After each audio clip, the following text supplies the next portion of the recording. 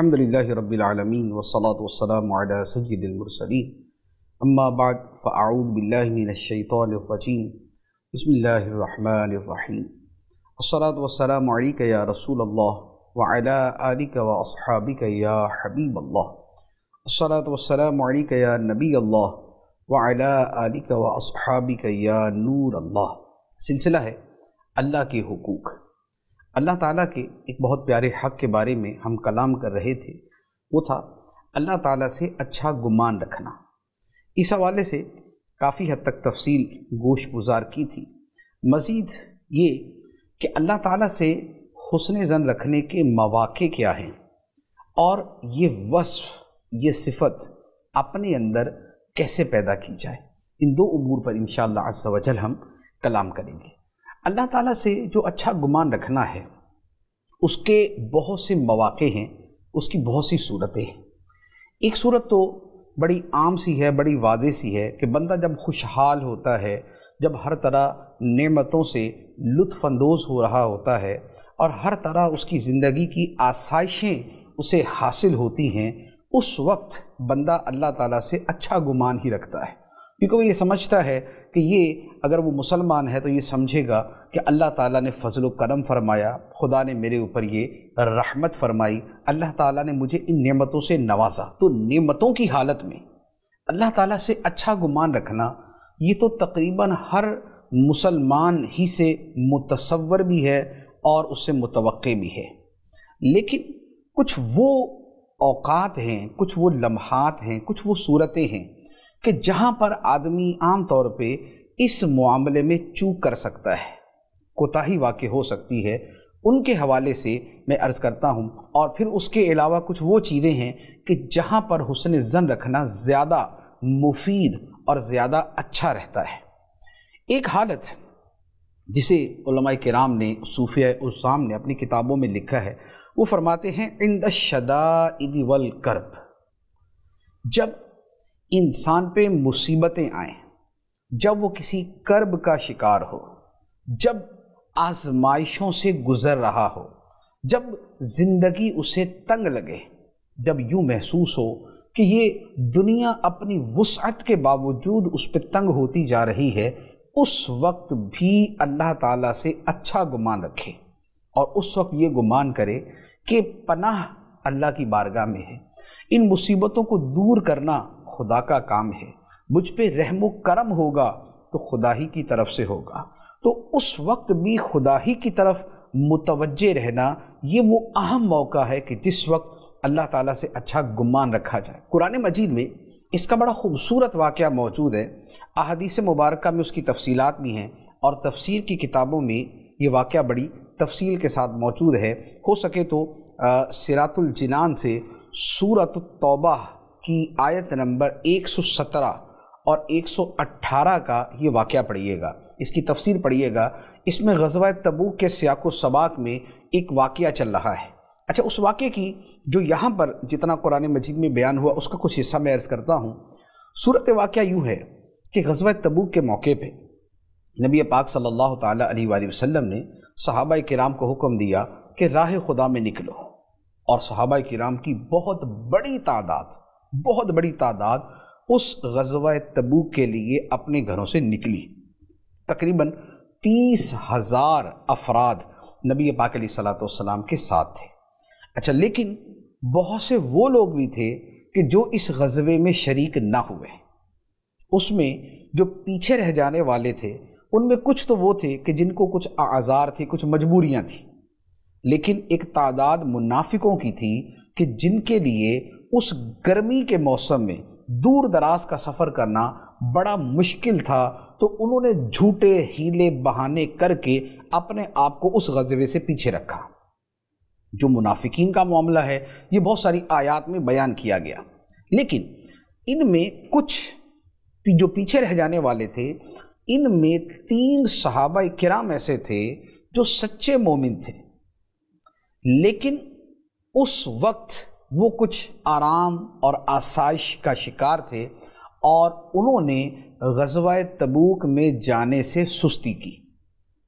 جب سستی کی، نبی پاک علیہ الصلوۃ والسلام غزوے سے واپس آئے اور آنے کے بعد جب ان سے پوچھا کہ تم لوگ غزوے میں شریک کیوں نہ ہوئے، تو جو منافقین تھے انہوں نے تو آ کے ہیلے بہانے شروع کر دیے کہ جی یہ پرابلم تھا، یہ مسئلہ تھا، یہ ہو گیا تھا، وہ ہمارے ساتھ یہ ایشو چل رہا تھا۔ لیکن یہ جو 3 حضرات تھے جو صحابہ کرام تھے، انہوں نے کیا کیا؟ پہلے تو ان کے دل میں خیال آیا کہ یہ بھی جا کے کوئی ادھر ادھر کی بات کرتے ہیں، لیکن پھر دل میں یہ بات ٹھہر گئی کہ نبی پاک علیہ الصلوۃ والسلام کی بارگاہ میں جا کے جھوٹ نہیں بولنا، سستی ہوئی ہے تو لہذا جا کے وہی والا عذر بیان کر دیں گے کہ ہم سے یہ کوتاہی ہوئی ہے۔ انہوں نے جا کے نبی پاک علیہ الصلوۃ والسلام سے بیان کر دیا کہ یا رسول اللہ یہ معاملہ ہوا تھا اور ہم سے یہ کوتاہی واقع ہوئی۔ اب اس کے بعد کیا ہوا کہ ان تینوں حضرات کا نبی پاک علیہ الصلوۃ والسلام کے حکم پر بائیکاٹ کر دیا گیا۔ مسلمانوں نے ان سے ملنا جلنا، ان کے پاس بیٹھنا، ان سے گفتگو کرنا ختم کر دیا۔ یہ تینوں حضرات جو ہے یہ اپنے گھروں میں ٹھہر گئے، مسجد میں نماز کے لیے آتے اور واپس چلے جاتے۔ ایک عرصہ گزر گیا، 1 مہینے سے زیادہ دن گزر گئے کہ یہ تینوں حضرات اسی سوشل بائیکاٹ میں مبتلا تھے کہ کوئی ان سے بات نہیں کرتا تھا، صرف ان کی بیویاں ان کو کھانا دیتی تھی۔ اب حالت یہ تھی کہ نبی پاک صلی اللہ تعالیٰ علیہ وسلم مدینہ طیبہ میں موجود ہیں، لیکن سرکار بھی ان سے گفتگو نہیں کرتے۔ صحابہ کرام موجود ہیں، اکابر صحابہ کرام موجود ہیں، وہ بھی ان سے گفتگو نہیں کرتے۔ تو اب آپ غور کریں کہ ایک بستے رہتے شہر کے اندر اگر کسی سے لوگ گفتگو بند کر دیں، اس کے پاس بیٹھے نہیں، اس سے ملاقات نہ کرے تو اس پہ کیا بیتتی ہے؟ ایک جلوت میں خلوت، ایک محفل میں تنہائی، ایک بھرے پورے شہر کے اندر بھی انسان اپنے آپ کو تنہا محسوس کرتا ہے، اس کی زندگی تنگ ہو جاتی ہے۔ اور اللہ تعالیٰ نے ان حضرات کے بارے میں یہی فرمایا کہ ان کی حالت و کیفیت کیا ہو گئی تھی۔ فرمایا حتیٰ اذا ضاقت علیہم الارض بما رحبت، حتیٰ کہ ان تینوں پر زمین تنگ ہو گئی باوجود اپنی کشادگی کے، یعنی زمین تو کشادہ ہے، لوگ موجود ہیں، شہر چل رہا ہے، لوگوں کی آمد و رفت ہو رہی ہے، زندگی کے معاملات سب جو ہے وہ چل رہے ہیں، لیکن جب ان سے بات نہیں ہو رہی تو فرمایا ضاقت علیہم الارض، زمین ان پر تنگ ہو گئی۔ اب ایسی تنگی اور تکلیف کے وقت میں اب اللہ تعالیٰ ان کے بارے میں کیا فرماتا ہے کہ ان کا خدا کے ساتھ جو اچھا گمان تھا، جو اللہ تعالیٰ سے رحمت اور معافی کی توقع اور امید تھی کہ رب ہماری اس کوتاہی کو معاف کر دے گا، رحمت فرمائے گا، رحم فرمائے گا اور فضل کرتے ہوئے ہماری خطا کو معاف کر دے گا، تو اللہ تعالیٰ اس کو بیان فرماتا ہے، فرمایا وَظَنُّوا أَلَّا مَلْجَأَ مِنَ اللَّهِ إِلَّا إِلَيْهِ، اور انہوں نے گمان کیا، ان کے دل و دماغ میں یہ بات بیٹھ گئی کہ اب اللہ سے پناہ نہیں ہے مگر اللہ ہی کی بارگاہ میں۔ ان سارے مسائل کا حل جس بارگاہ میں ملے گا وہ خدا کی بارگاہ ہے، ان مشکلات سے نجات ملے گی تو خدا کی بارگاہ میں ملے گی۔ تو جب انہوں نے اللہ تعالیٰ سے اپنی ساری امیدیں وابستہ کر لی کہ مولا اس مشکل سے نکالنے والا تو ہی ہے، ان تنگیوں سے، ان تکلیفوں سے، ان مشکل حالات سے، ان سے ہمیں نکالنے والا تو ہی ہے، تو اللہ تعالیٰ فرماتا ہے ثم تاب علیہم لیتوبوا، پھر اللہ تعالیٰ نے ان پر اپنی رحمت کے ساتھ رجوع فرمایا، اللہ نے ان پہ رحمت فرمائی تاکہ یہ توبہ کریں۔ ان اللہ هو التواب الرحیم، بے شک اللہ ہی بہت توبہ قبول کرنے والا، رحم کرنے والا ہے۔ تو اب کیا ہوا کہ اللہ تعالیٰ کی طرف سے وحی نازل ہوئی، نبی پاک صلی اللہ تعالیٰ علیہ وسلم کی بارگاہ میں یہ پیغام آ گیا، یہ آیات مبارکہ اتری کہ اللہ تعالیٰ نے ان تینوں کو معاف کر دیا۔ تو یہ اللہ تعالیٰ سے جو حسن ظن جو اللہ تعالیٰ نے قرآن کے اندر بیان فرمایا وَظَنُّوا أَلَّا مَلْجَأَ مِنَ اللَّهِ إِلَّا إِلَيْهِ، یہ کس حالت میں ہے؟ جب زندگی تنگ محسوس ہو رہی ہے، جب ہر طرف سے ایسا لگ رہا ہے کہ جیسے بس دنیا ختم ہو چکی ہے، اب ہمارا کوئی پرسان حال نہیں، تو انسان پر یہ کیفیت آتی ہے۔ بہت مرتبہ زندگی کے اندر کچھ مشکلات انسان کو ایسے گھیر لیتی ہیں، اس پر حالات اس طریقے سے اس کے اوپر تنگ ہو جاتے ہیں کہ انسان یہ سمجھتا ہے کہ یار بس میری زندگی کا خاتمہ ہو گیا، میرے لیے اس دنیا میں کچھ نہیں۔ اور یہ وہ کیفیت ہوتی ہے کہ جس میں جا کے لوگ خودکشی کرتے ہیں۔ جو لوگ اپنی جان خود لے لیتے ہیں، کوئی ٹرین کے نیچے آ کے، کوئی زہر پی کے، کوئی خود کو گولی مار کے، کوئی جو ہے وہ کسی انداز کے اندر جو خودکشی کرتے ہیں، اس کے پیچھے کیا وجہ ہوتی ہے؟ وجہ یہ ہوتی ہے کہ حالات کی تنگی انہیں اس حد تک پہنچا دیتی ہے کہ جہاں جا کے ان کو لگتا ہے کہ اب ان کے لیے اس مشکل سے نکلنے کا راستہ کوئی نہیں۔ ان پر ایسی ذلت یا غربت یا بے بسی یا لاچاری یا ظلم و ستم مسلط ہو چکا ہوتا ہے کہ وہ اپنے آپ کو لاچار اور بے بس شمار کر کے اپنی زندگی کا خاتمہ کر دیتے ہیں تاکہ اس مصیبت سے نکل جائیں۔ اب یہ خودکشی کیوں ہوئی؟ اس لیے کہ اللہ تعالیٰ سے جو اچھا گمان رکھنا تھا، انہوں نے اسے ختم کر دیا۔ جب تک بندے کو خدا سے امید باقی رہتی ہے تب تک وہ خودکشی نہیں کرتا، تب تک وہ اس انتہائی اقدام کی طرف نہیں جاتا، اور جب وہ گمان اچھا رکھتا ہے تو رب اس کے ساتھ پھر معاملہ بھی ویسا ہی کرتا ہے۔ اسی لیے آپ اگر غور کریں کہ جو لوگ خودکشی کرتے ہیں، آپ ان کی لسٹ نکال لیں۔ جیسے پاکستان تو ایک اسلامی ملک ہے، یہاں پر خودکشی کرنے والے کی لسٹ نکالیں، آپ کو ہو سکتا ہے کہ 1000، 1500، 2000 بندے مل جائیں جنہوں نے ایک سال میں خودکشی کی ہوگی، ہو سکتا ہے اس سے زیادہ ہو۔ آپ ان سب کا بایو ڈیٹا جمع کریں، آپ یقین کیجئے، میں آپ کو گارنٹی سے کہتا ہوں، ان 1000، 2000، 10,000 لوگوں میں آپ کو کوئی عالم دین نہیں ملے گا، آپ کو خدا کی معرفت رکھنے والا نہیں ملے گا، آپ کو ان میں کوئی سچا صوفی نہیں ملے گا، اللہ تعالیٰ سے حسن ظن رکھنے والا اس میں آپ کو نہیں ملے گا۔ کیوں؟ کیا ان کے حالات خراب نہیں ہوتے؟ کیا یہ جو حالات کی خرابی ہے، یہ جو مہنگائی ہے، یہ جو گھر کی پریشانیاں ہیں، یہ جو بیوی بچوں کے مسائل ہیں، کیا یہ علماء کے ہاں نہیں ہوتے؟ کیا دینداروں کے گھروں میں نہیں ہوتے؟ ہوتے، لیکن وہ خودکشی نہیں کرتے۔ کیوں؟ اس لیے کہ اللہ تعالیٰ سے انہیں اچھے کی امید ہوتی ہے، خدا سے اچھا گمان ہوتا ہے۔ اور یہ جو لوگ خودکشی کرنے والے ہیں، اگر آپ ان کو دیکھیں گے، ان کی ساری تعداد آپ کو وہ ملے گی جو دین سے دور ہوگی، جو خدا سے دور ہوگی، جن کا خدا سے تعلق بڑا کمزور ہوگا، خدا کی رحمت پہ ویسا بھروسہ ہی نہیں ہوگا جیسا ایک بندہ مومن کو ہونا چاہیے۔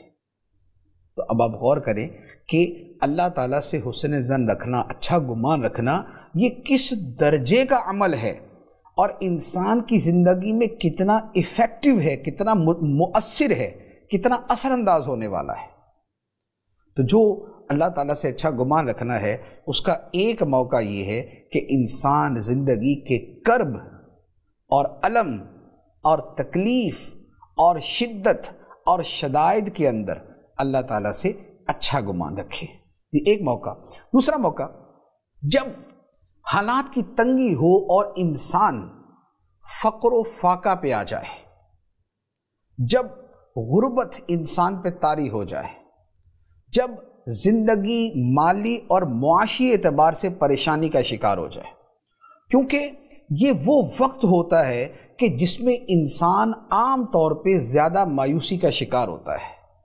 ہمارے ہاں جو بہت سارے لوگوں کے آپ کو ڈپریشن کے، انگزائٹی کے یا سٹریس کے معاملات ملیں گے، اس کے پیچھے آپ کو نظر آئے گا کہ جب ان کی معاشی حالت خراب ہوتی ہے، جب مالی معاملات ڈسٹرب ہوتے ہیں، جب گھر کے اندر کھانے کے لیے کچھ نہیں ہوتا یا دیگر اخراجات، ضروری اخراجات کے لیے نہیں ہوتا، وہ وقت ایسا ہوتا ہے کہ جب انسان شدید اذیت اور تکلیف میں ہوتا ہے۔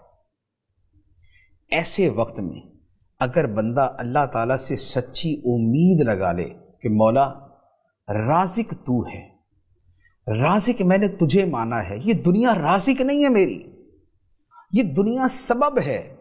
خواہ وہ سیٹھ ہے یا وہ مالک ہے یا وہ افسر ہے یا وہ حکومت ہے، یہ سارے مل ملا کے رازق نہیں بنتے، یہ مولا تیرے رزق پہنچانے کے کرندے ہیں، یہ تیرا رزق پہنچانے کے ذریعے اور وسیلے ہیں۔ مولا رازق تو ہے، انتا خیر الرازقین، بہترین رزق دینے والا مولا تو ہے۔ اے اللہ میرا ایمان تیرے اوپر ہے، میں رزق کی تمنا اور توقع اور امید تجھ سے رکھتا ہوں۔ آپ یقین کرے بندہ اپنا ایمان اس حوالے سے پختہ کر لے، پھر دیکھے اللہ تعالیٰ کس طرح اس کے لیے رزق کے دروازے کھولتا ہے۔ قرآن میں اللہ تعالیٰ فرماتا ہے وَمَن يَتَوَكَّلْ عَلَى اللَّهِ فَهُوَ حَسْبُهُ، اور جو اللہ پہ بھروسہ کرتا ہے اللہ اسے کافی ہو جاتا ہے۔ تو اب جب بندہ اس امید کے ساتھ رب سے اپنی امیدیں وابستہ کرتا ہے تو یہ واقعتاً وہ وقت ہے کہ جب رب سے اچھا گمان زیادہ سے زیادہ ہونا چاہیے۔ حدیث مبارک میں نبی پاک صلی اللہ تعالیٰ علیہ وآلہ وسلم نے بڑے خوبصورت انداز میں اس بات کو بیان فرمایا۔ ترمذی شریف کی حدیث ہے، حضرت عبداللہ ابن مسعود رضی اللہ تعالیٰ عنہ روایت کرتے ہیں، نبی کریم صلی اللہ تعالیٰ علیہ وآلہ وسلم نے ارشاد فرمایا من نزلت به فاقۃ فَأَنزَلَهَا بِالنَّاسِ لَمْ تُصَدَّ فَاقَتُهُ، فرمایا کہ جس بندے پر فاقہ طاری ہو جائے، گھر سے کھانا پینا ختم ہو گیا اور کھانے کے لیے بھی اس کے پاس کچھ نہ رہا، فرمایا کہ جس پر ایسے حالات آ جائیں اور وہ لوگوں سے جا کے فریادیں کرتا پھرے تو اس کی فریاد پوری نہیں ہوتی، اس کی حاجت پوری نہیں ہوتی۔ لیکن جس بندے پر ایسے حالات آئیں اور وہ ان حالات کو خدا کی بارگاہ میں پیش کر دے کہ مولا تیرا بندہ، تیرا ماننے والا مولا اس حال میں ہے، تو نبی پاک صلی اللہ تعالیٰ علیہ وآلہ وسلم فرماتے ہیں فَيُوشِكُ اللَّهُ لَهُ بِرِزْقٍ عَاجِلٍ أَوْ آجِلٍ، اللہ تعالیٰ یا اس سے فوری رزق عطا فرما دے گا یا کچھ عرصے بعد عطا فرما دے گا۔ یعنی جب بندہ خدا کی بارگاہ میں فریاد کرے گا تو اللہ تعالیٰ اس کے لیے اسباب پیدا فرما دے گا۔ اسباب، جو رزق ہے آسمان سے نہیں اترے گا، رزق لوگوں کے ذریعے ملے گا، لیکن اس نے اپنا ملجا و مأوا اور اپنا حاجت روا اور اپنا فریاد رس کسے مانا؟ خدا کو مانا، خدا کی بارگاہ میں عرض کی، اب اللہ تعالیٰ لوگوں کو بھی اس کی طرف متوجہ کر دے گا۔ ورنہ بارہا ایسا ہوتا ہے بندہ لوگوں کے سامنے جا بیجا فریاد کرتا ہے اور اس کی فریاد رسی نہیں ہوتی۔ حتی الامکان جہاں ضرورت ہے وہاں شریعت کی طرف سے اجازت ہے، بلکہ بعض صورتوں میں حکم ہے کہ جب بندہ ایسی حالت میں ہو تو جس سے اسے امید ہو اس کے سامنے اپنی حاجت پیش کرے۔ یہاں جو ممانعت ہے، جو مذمت ہے، وہ اس صورت میں ہے کہ بندہ ہر جگہ جا کے اپنا رونا شروع کر دے، جس محفل میں بیٹھا بس یہ کیا کریں، حالات خراب ہے، بس یہ بھوکے مر گئے، پریشان ہے، جہاں بیٹھے رشتہ داروں میں، دوستوں میں، جاننے والوں میں، نہ جاننے والوں میں، راہ چلتے کسی بس میں بیٹھے ہوئے، ٹرین میں سفر کر رہے، بس جس کے پاس بیٹھے تھوڑی دیر کے بعد حالات کا رونا شروع کر دیا کہ نہیں جی بس ہمارے حالات ہی بڑے خراب ہیں۔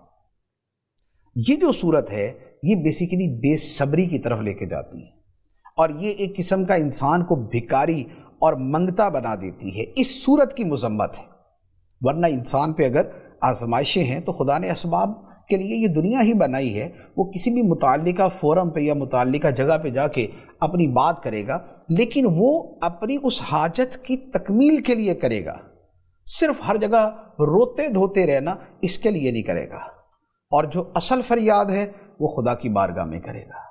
تو لہذا جو زندگی کی تنگی کے وقت ہے وہ اللہ تعالیٰ سے اچھی امید رکھنا اور خدا کی بارگاہ میں اپنی فریاد پیش کرنا، یہ ایک اہم موقع ہے اللہ تعالیٰ سے اچھا گمان رکھنے کا۔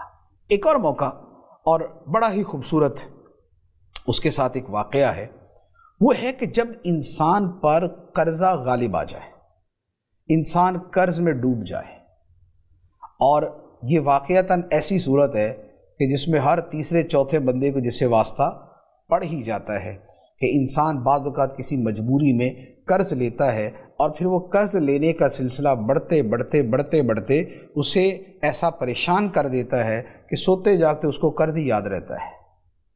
اب ایسی حالت میں اللہ تعالیٰ سے یہ امید رکھنا کہ میرا رب میرے لیے ایسا انتظام فرما دے، میرا رب میرے لیے اس طرح اسباب بنا دے کہ میرا قرضہ ادا ہو جائے۔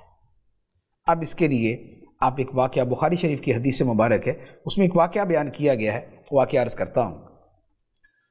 حضرت عبداللہ بن زبیر رضی اللہ تعالی عنہما صحابی رسول ہیں، اور ان کے والد ہیں حضرت زبیر بن عوام رضی اللہ تعالی عنہ۔ یہ حضرت زبیر بن عوام جو ہیں یہ 10 مبشرہ میں سے ہیں، یعنی وہ 10 صحابہ کہ جنہیں نبی پاک علیہ السلام نے ایک ہی مرتبہ میں جنت کی بشارت عطا فرمائی تھی۔ تو یہ حضرت زبیر جو ہیں انہوں نے اپنے بیٹے سے کہا، عبداللہ بن زبیر سے کیا فرمایا؟ فرمایا کہ اے میرے بیٹے، تم میرا قرض ادا کر دینا، اور میرے قرض کی ادائیگی میں اگر تم عاجز آ جاؤ، یعنی ایسا وقت آئے کہ تمہارے پاس پیسے ہی نہ ہو میرا قرض ادا کرنے کے لیے، تو فرمایا فَاسْتَعِنْ عَلَيْهِ مَوْلَايَ، تو قرض کی ادائیگی میں میرے آقا سے مدد مانگ لینا۔ یہ حضرت زبیر فرما رہے اپنے بیٹے سے کہ اگر میرا قرض ادا کر دینا، اگر میرے قرض کی ادائیگی میں مشکل ہو، تم نہ کر سکو، تو پھر میرے آقا سے مانگ لینا۔ حضرت عبداللہ بن زبیر فرماتے ہیں کہ فَوَاللَّهِ مَا دَرَيْتُ مَا أَرَادَ، فرماتے اللہ کی قسم مجھے سمجھ نہیں آئی کہ میرے باپ نے کہا کیا ہے، ان کی مراد کیا ہے۔ کیونکہ اگر کوئی یہ کہے کہ بھئی اگر میرا مسئلہ حل نہ ہو تو میرے آقا کے پاس چلے جانا اور اس سے مدد لے لینا، اس کا مطلب یہ ہوا کہ اس کا کوئی آقا ہے، یہ اس کا غلام ہے۔ تو حضرت زبیر جو ہیں وہ تو پیدائشی آزاد تھے، وہ تو کسی کے غلام ہی نہیں تھے کہ کسی آقا کے غلام تھے اور اس نے آپ کو آزاد کیا تھا، تو اب آپ کہہ رہے ہیں کہ بھئی وہ بڑا مہربان ہے، تو اگر میرا قرض ادا نہ ہو تو اس کے پاس چلے جانا۔ تو حضرت عبداللہ بن زبیر فرماتے کہ فَوَاللَّهِ مَا دَرَيْتُ مَا أَرَادَ، کہ مجھے سمجھ نہیں آئی کہ میرے والد صاحب کی مراد کیا ہے۔ تو فرماتے ہیں کہ میں نے پوچھا یا ابتی مَن مولاک، اے میرے باپ یہ آپ کا آقا کون ہے، یہ آپ کا مولا کون ہے؟ کیونکہ میرے علم کے اندر تو آپ کا کوئی آقا نہیں ہے۔ تو حضرت زبیر رضی اللہ تعالی عنہ نے فرمایا اللہ، میرا آقا میرا مولا اللہ ہے۔ تو کہنے کا مطلب یہ کہ میرے قرض کو ادا کرنا، اگر قرض ادا نہ ہو، نہ کر سکو، تو میرے اللہ کی بارگاہ میں عرض کر دینا کہ مولا اپنے بندے زبیر کا قرض ادا کر دے۔ تو فرمایا کہ اللہ میرا مولا ہے، اللہ میرا آقا ہے۔ اب آپ دیکھیں کہ یہ حضرت زبیر رضی اللہ تعالی عنہ کا جو اللہ تعالیٰ کے ساتھ ایک حسن ظن، ایک اچھا گمان ہے کہ بھئی میرا قرض میرا بیٹا ادا کرنے کی کوشش کرے گا، اور جس مال سے کرے گا وہ بھی خدا کا دیا ہوا، لیکن اگر کہیں کوئی رکاوٹ آ گئی، مشکل ہوئی، تو رب کی بارگاہ میں عرض کر دینا کہ مولا تیرا بندہ پھنسا ہوا ہے، تیرے بندے کا قرض ادا کرنا وہ ادا کر دے۔ تو اب حضرت عبداللہ بن زبیر کیا فرماتے ہیں؟ سبحان اللہ، فرماتے ہیں کہ فَوَاللَّهِ، اللہ کی قسم، ما وقعت فی قربۃ من دینہ الا قلت یا مولا الزبیر اقضی عنہ دینہ فیقضیہ۔ سبحان اللہ، سبحان اللہ۔ حضرت عبداللہ بن زبیر فرماتے ہیں کہ خدا کی قسم میرے ساتھ کیا ہوا کہ میں اپنے والد کا قرض ادا کرتا، اور جب کبھی اپنے والد کے قرض کے بارے میں کسی مشکل میں پڑتا کہ میرے پاس پیسے نہ ہوتے، تو میں کہتا اے زبیر کے آقا، اے زبیر کے مولا، زبیر کا قرض تو ادا کر دے۔ فرماتے ہیں کہ جب میں خدا کی بارگاہ میں فریاد کرتا فَيَقْضِيهِ، تو اللہ تعالیٰ زبیر کے قرض ادا کرنے کے اسباب پیدا فرماتے تھے۔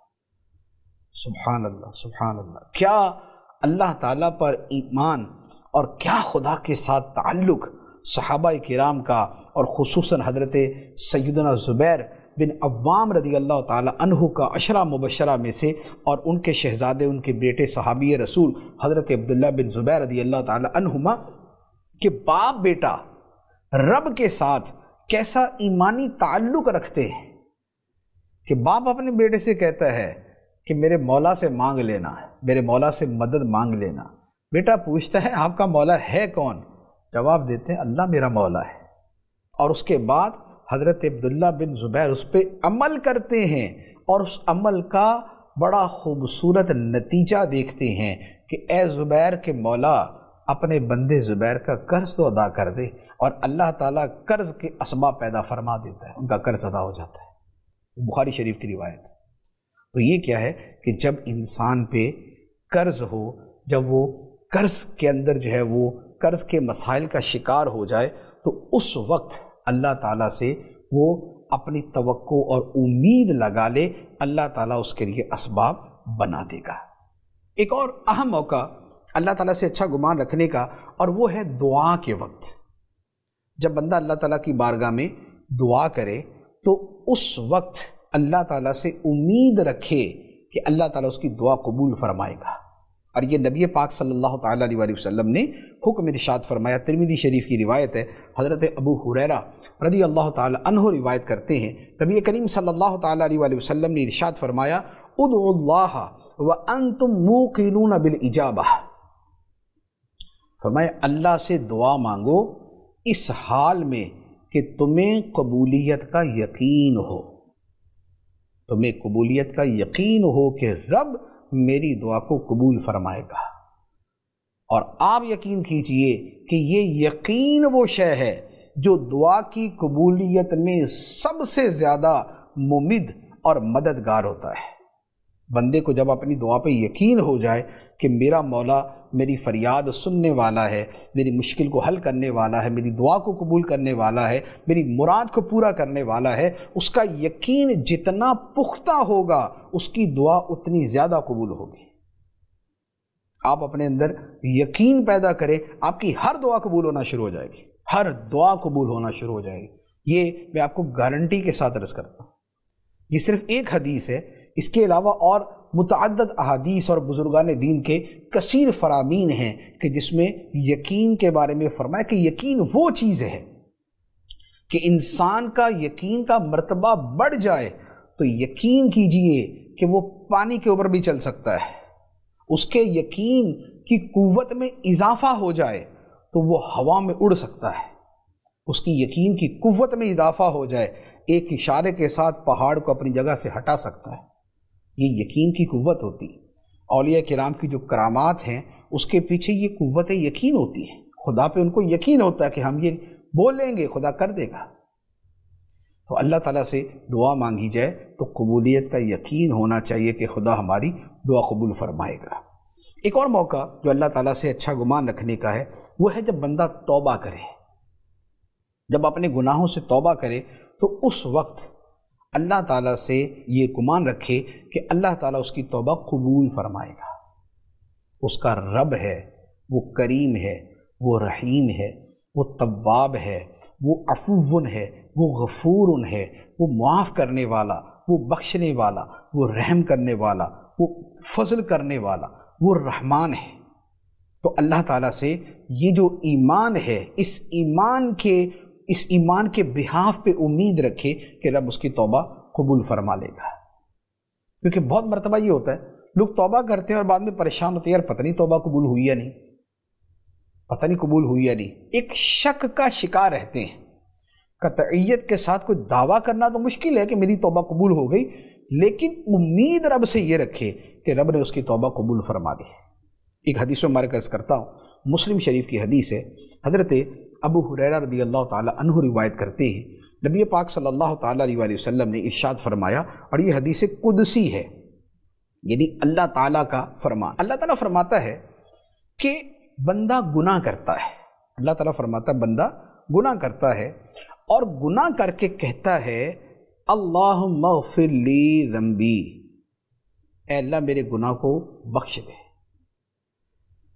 جب بندہ گناہ کر کے یہ کہتا ہے اے اللہ میرے گناہ کو بخش دے، تو اللہ تعالیٰ فرماتا ہے کہ میرا بندہ گناہ کرتا ہے، پھر یہ جانتا ہے کہ اس کا ایک رب ہے جو گناہ بخش بھی دیتا ہے اور گناہ کے اوپر گرفت بھی کرتا ہے، پکڑ بھی لیتا ہے۔ یعنی جب بندے نے اللہ تعالیٰ سے بخشش کی دعا مانگی تو اس کا مطلب ہے کہ اس کا خدا پر ایمان ہے کہ اس کا رب ہے، اور اس کا یہ بھی ایمان ہے کہ وہ رب بخش دیتا ہے، لیکن ساتھ میں یہ بھی ایمان ہے کہ وہ چاہے تو پکڑ بھی سکتا ہے۔ اب کیا ہے، اب اللہ تعالیٰ فرماتا ہے کہ بندہ پھر گناہ کرتا ہے، اور پھر کہتا ہے اے اللہ میرے گناہ کو معاف کر دے۔ تو اللہ تعالیٰ فرماتا ہے کہ میرے بندے نے گناہ کیا اور یہ جانتا ہے کہ اس کا ایک رب ہے جو گناہ بخش بھی دیتا ہے، گناہ پہ پکڑ بھی فرماتا ہے۔ پھر فرمایا کہ بندہ تیسری مرتبہ گناہ کرتا ہے، اور تیسری مرتبہ گناہ کر کے پھر کہتا ہے یا اللہ بخش دے۔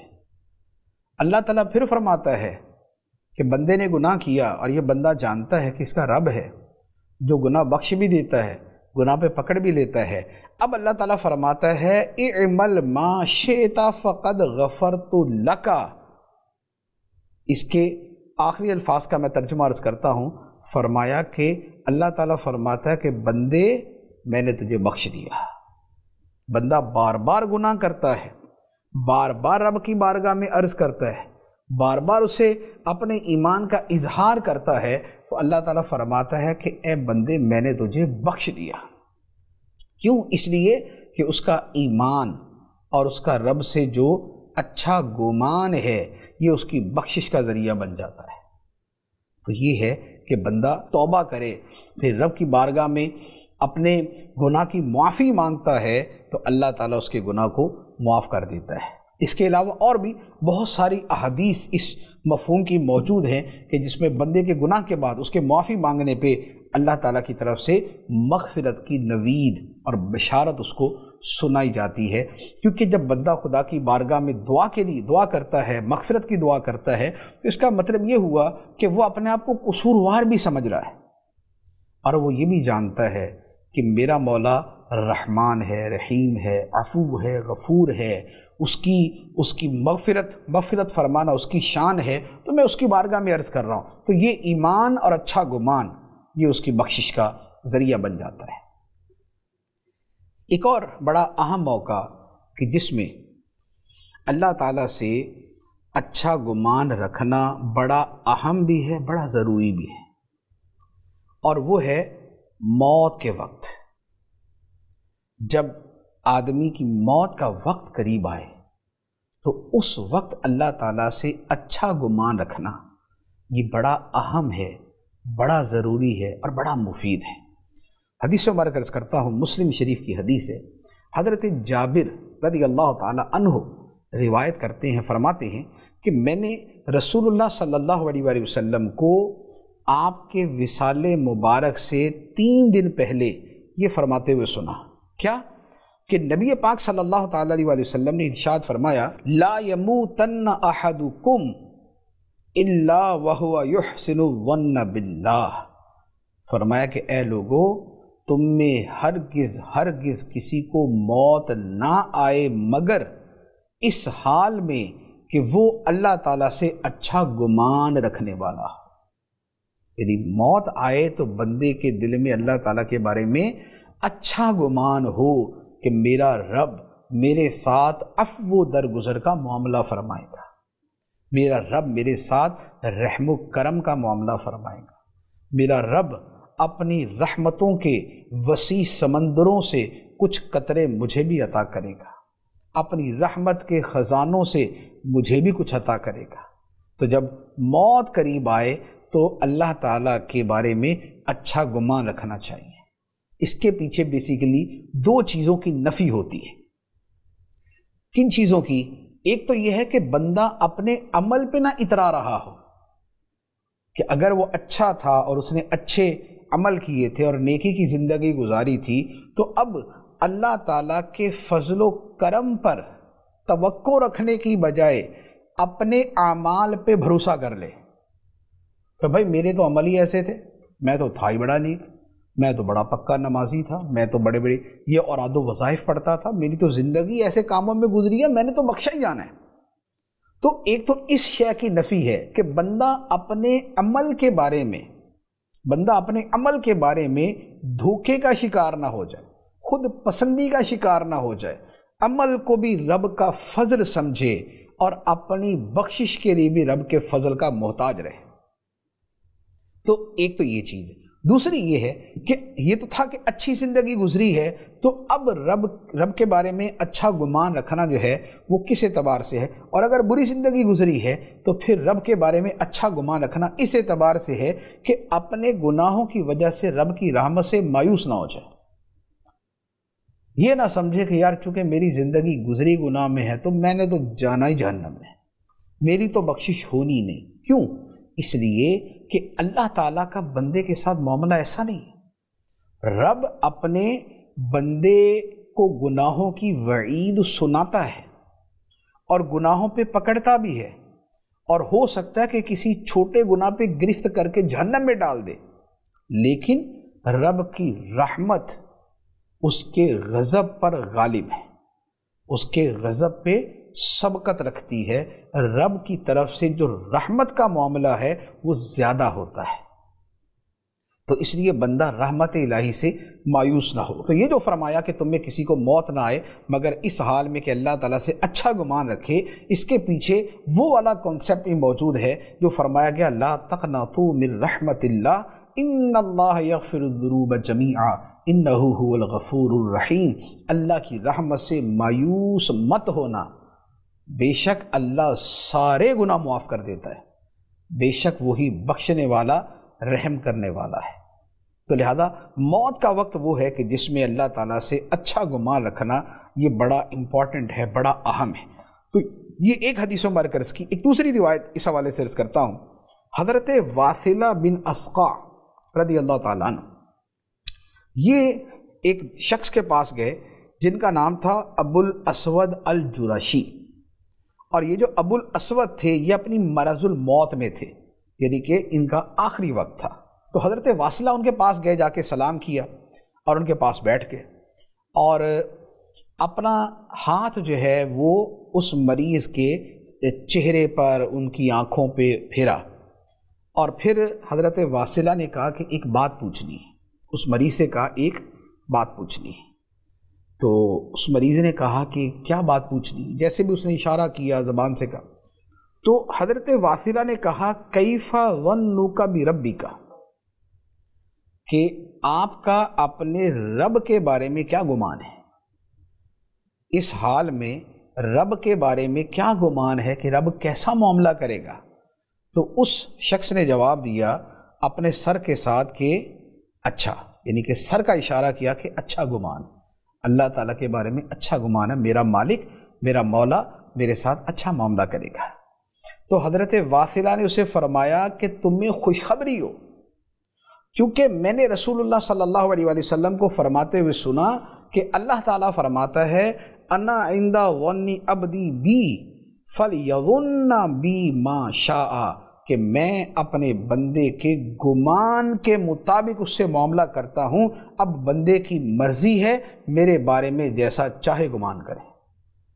تو فرمایا کہ تم نے اچھا گمان کیا تو رب تمہارے ساتھ اچھا ہی معاملہ فرمائے گا۔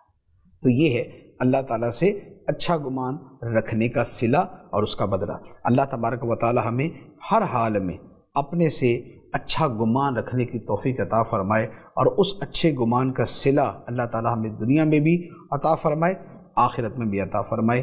آمین بجاہ النبی الامین صلی اللہ علیہ وسلم۔